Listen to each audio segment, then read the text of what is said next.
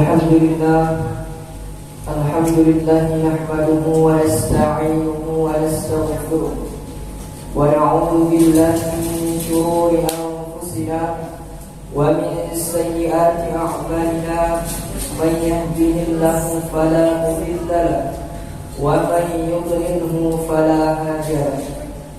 Asyhadu an la ilaha illallah wahdahu la syarika lahu wa asyhadu anna sayyidana Muhammadan 'abduhu wa rasuluhu alladzi la nabiyya ba'dahu.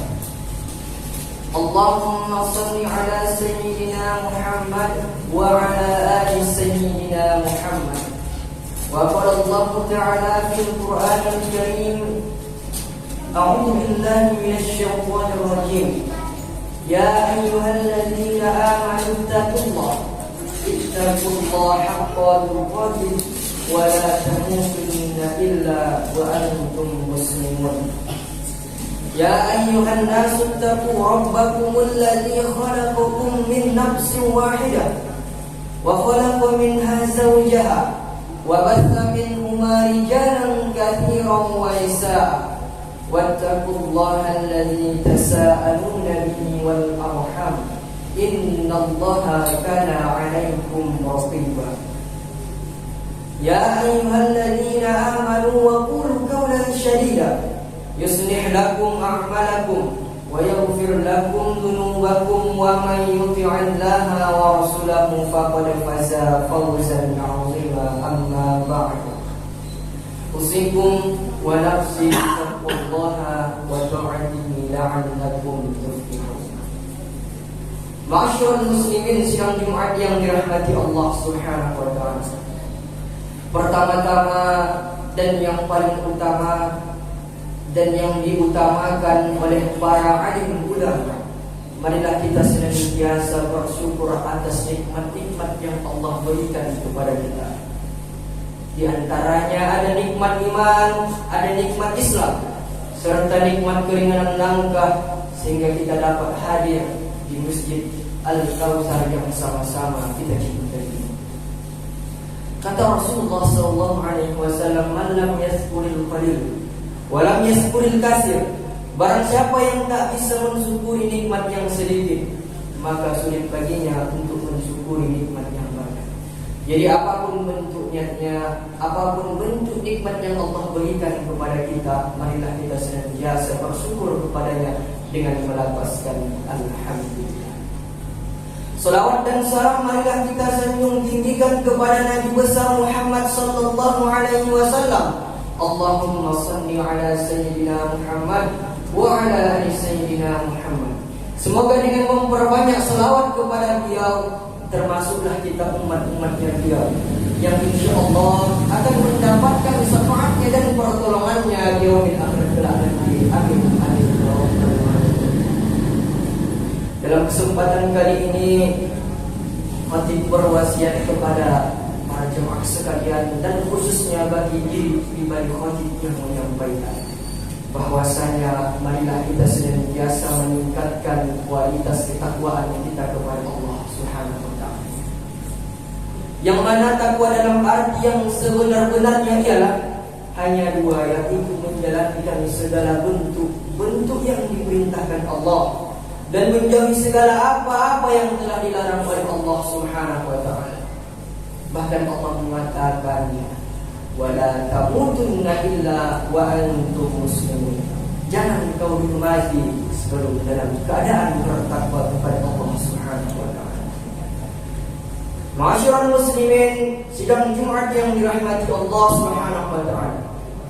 Dalam kesempatan kali ini, marilah kita senantiasa meningkatkan keimanan, senantiasa takwa kepada Allah Subhanahu wa taala. Sudah sama-sama kita ketahui bahwasanya setiap ada yang awal, pasti ada akhir. Setiap ada permulaan, pasti ada penghabisan. Setiap ada yang namanya pertemuan, pasti ada yang namanya perpisahan. Jadi kata pepatah, jangan kau sesali perpisahan, tapi sesalilah pertemuan. Jadi bertemunya kita pada hari ini semata-mata niat kita untuk Allah Subhanahu wa taala, semata-mata untuk hadir ke masjid ini untuk meningkatkan ketakwaan kita kepada Allah Subhanahu wa taala. Jadi beruntunglah kita yang hadir, yang masih mau diberikan Allah nikmat keimanan sehingga kita datang ke masjid Allah Subhanahu wa taala. Banyak saudara kita yang ada di alam kubur, yang ada di dalam kubur tersebut ingin dikembalikan ke dunia ini. Untuk apa? Untuk beribadah kepada Allah Subhanahu wa taala. Merintih mereka untuk berdoa kembali. Rabbana absarna wa sami'na farji'na na'mal salihan inna muqinun. Kalau sudah kita merasakan yang demikian, kita ingin dikembalikan lagi ke dunia ini. Tapi na'udzubillahnya banyak saudara-saudari kita yang masih di luar sana belum dikasih Allah nikmat dan hidayahnya kepada kita, kepada diri mereka, sehingga tak mau melaksanakan ibadah salat Jumat yang wajib ini. Jadi bersyukurlah kita yang masih Allah gerakkan hati kita untuk datang ke masjid. Jadi jangan kita sangka nikmat itu hanya duit, nikmat itu hanya kesehatan. Jangan kita sangka nikmat itu hanyalah sesuatu atau materi. Tetapi nikmat itu merupakan ketika kita takut kepada Allah Subhanahu wa taala. Mansibul musibah min nasabin wala wasabin wala hammin wala huznin wala khammin. Kata Allah, gundah gulana, galau, sakit, sedih, hatta syaukati yusyakuha, bahkan duri yang melukai diri kita, illa kafarallahu biha min khataya. Semua itu hanyalah untuk menghapuskan dosa-dosa kita. Jadi kalau kita merasakan kesakitan, merasakan letih, merasakan ketika kita beribadah kepada Allah Subhanahu wa taala, bukan semakin lapang rezeki kita, rasa-rasa kita, malah ketika kita beribadah, kenapa orang yang tak sholat rezekinya senantiasa lancar? Kenapa saya yang sering sholat seret kali rezekinya? Kalau kita ketahui sedih, mansibul musibatin min nasabin wala wasabin wala hamin wala huznin wala adan wala khammin. Kalau kita sedih itu pun bisa menghapuskan dosa kita, sakit itu pun bisa menghapuskan dosa kita. Jadi kalau kita sakit, jangan kita anggap bahwasanya itu laknat dari Allah. Tetapi laknatlah bagi orang yang tak mau beribadah kepada Allah namun rezekinya senantiasa lancar. Itu namanya istidraj, nikmat yang berbalu. Allah kasih senantiasa nikmat, biar apa? Biar tak ingat lagi sama Allah. Dikasih Allah ia senantiasa tak sholat, dikasih Allah senantiasa ia senantiasa dikasih Allah rezekinya datang senantiasa. Itu bukan merupakan rezeki, itu adalah laknat dari Allah Subhanahu wa taala. Falamma nasu ma dzukiru bihi fatahna 'alaihim abwaaba kulli syai' hatta idza farihu bima utu akhadnahum baghtatan fa idahum mublisun.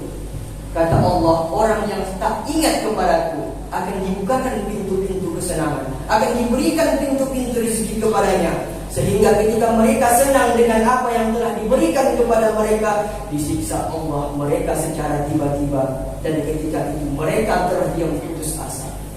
Jadi orang yang senantiasa dekat kepada Allah, orang yang senantiasa takut kepada Allah, itu adalah merupakan nikmat yang sangat besar sesungguhnya pada diri kita.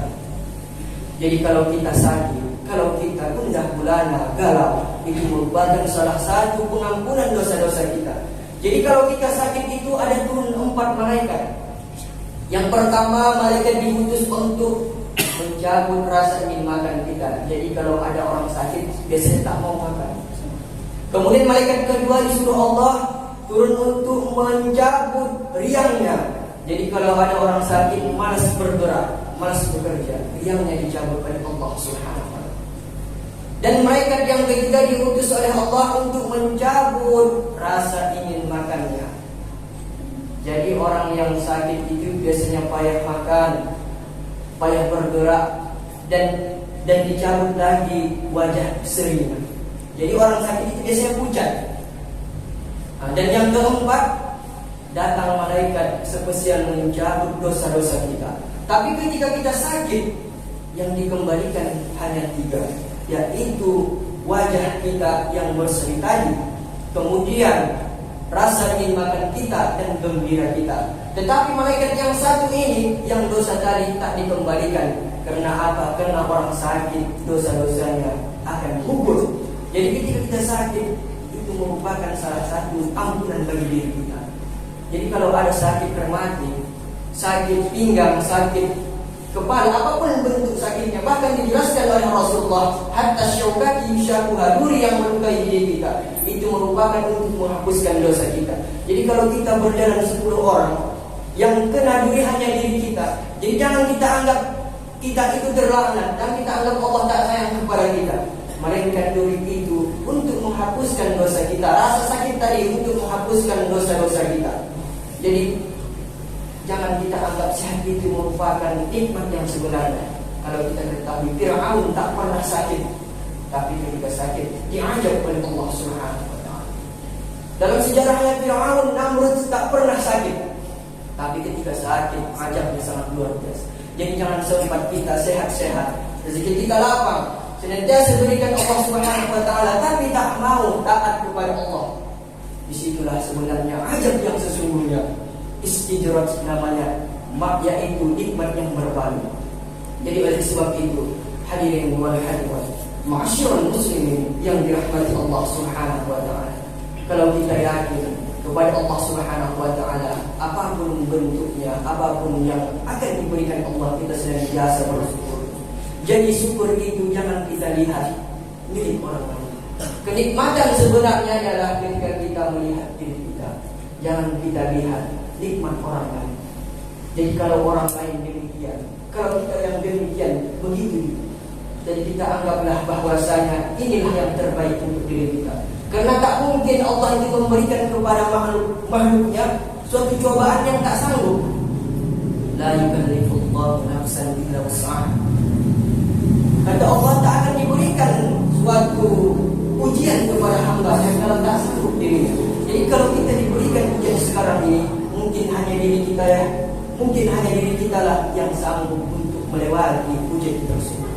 Jadi bersyukurlah kita senantiasa kepada Allah Subhanahu wa ta'ala. Orang-orang yang senantiasa bersyukur kepadanya senantiasa mendapatkan naungan dan senantiasa mendapatkan rahmat dan ridhonya. Jadi kalau sudah dapat berkah, sekira pun ada duit kita 100.000, kalau sudah berkah bisa sampai sebulan. 100.000 tadi bisa sampai sebulan. Kenapa begitu? Sudah berkah. Ketika kita ingin belanja, tiba-tiba ada orang bersedekah.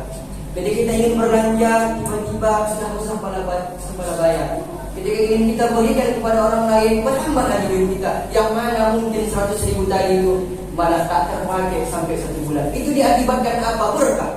Tapi kalau sudah tak berkah rezeki tadi, maka yang 100 juta pun duit kita terasa kemana hilangnya duit tadi, kemana habisnya.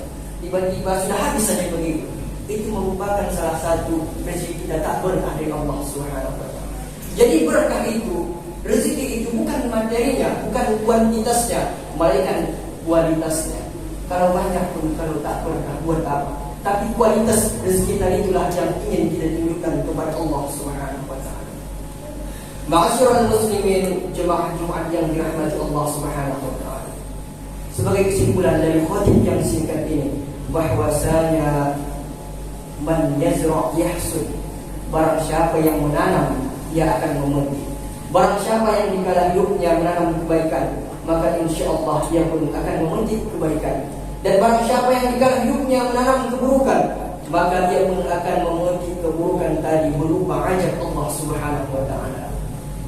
Jadi Allah jelaskan sama-sama kepada kita bahwasanya orang yang senang itu, orang yang beruntung itu, ketika dia mau berletih-letihan di dunia ini, ketika dia mau rela mengorbankan hartanya, mengorbankan jiwa raganya, terutama kepada keluarganya. Wallahu fi 'auni 'abdi, ma kana al-'abdu fi 'auni akhi. Allah senantiasa menolong hambanya sepanjang hamba yang tadi mau menolong saudaranya. Jadi oleh sebab itu, marilah kita senantiasa mengintrospeksi diri sendiri, yaitu dengan melihat keluarga kita, dengan melihat tetangga-tetangga kita, bagaimana tingkah laku mereka, apakah mereka sudah dekat dengan Allah.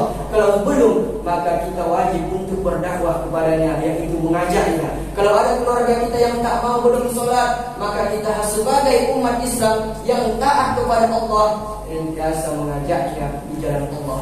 Umat ini kata Allah umat terbaik, yaitu apabila kita mau berbuat kebaikan senantiasa mengingatkan satu sama lain. Kuntum khaira umat, kamu itu umat terbaik. Ta'muruna bil ma'ruf wa tanhauna 'anil munkar. Ketika kita mau memberikan nasihat kepada orang lain di jalan yang benar dan mencegah orang lain untuk jalan-jalan yang sesat. Jadi demikianlah yang dapat khatib sampaikan. Semoga bermanfaat dalam kehidupan kita, khususnya bagi diri khatib pribadi yang menyampaikan. Amin amin ya rabbal alamin. Barakallahu li wa lakum fil Qur'anil 'azim. Wa nafa'ani wa iyyakum bima fihi minal ayati wa dzikril hakim. Wa taqabbal minna wa minkum tilawatahu innahu huwal ghafurur rahim. Alhamdulillah, alhamdulillahilladzi allafa baina qulubina, wassalatu wassalamu ala sayyidil mustafa wa ala alihi ahli sidqi wal wafa. Asyhadu an la ilaha illallah wahdahu la syarika lahul malikul haqqul mubin. وأشهد أن سيدنا محمدا عبده ورسوله الذي صادق الوعد الأمين. اللهم صل على سيدنا محمد وعلى آله وأصحابه وسلم تسليما كثيرا. أما بعد فيا أيها الناس اتقوا الله حق تقاته ولا تموتن إلا وأنتم مسلمون. وقال الله تعالى إن الله وملائكته يصلون على النبي يا أيها الذين آمنوا صلوا عليه وسلموا تسليما. اللهم صل وسلم على سيدنا محمد صلى الله عليه وسلم وعلى أنبيائك ورسلك وملائكة المقربين. ورضى اللهم عن خلفاء الراشدين أبي بكر وعمر وعثمان وعلي وعن بقية الصحابة والتابعين وتابع التابعين لهم بإحسان إلى يوم الدين. اللهم اغفر لنا للمؤمنين والمؤمنات والمسلمين والمسلمات الأحياء منهم والأموات إنك سميع قريب مجيب الدعوات ويا قاضي الحاجات. اللهم اختم لنا بالإيمان واختم لنا بالإسلام واختم لنا بالحسن الخاتمة ولا تختم علينا بسوء الخاتمة. ربنا آتنا في الدنيا حسنة وفي الآخرة حسنة وقنا عذاب النار. عباد الله إن الله يأمر بالعدل والإحسان وإيتاء ذي القربى وينهى عن الفحشاء والمنكر والبغي يعظكم لعلكم تذكرون. فذكروا الله العظيم يذكركم ولذكر الله أكبر. أقيموا الصلاة.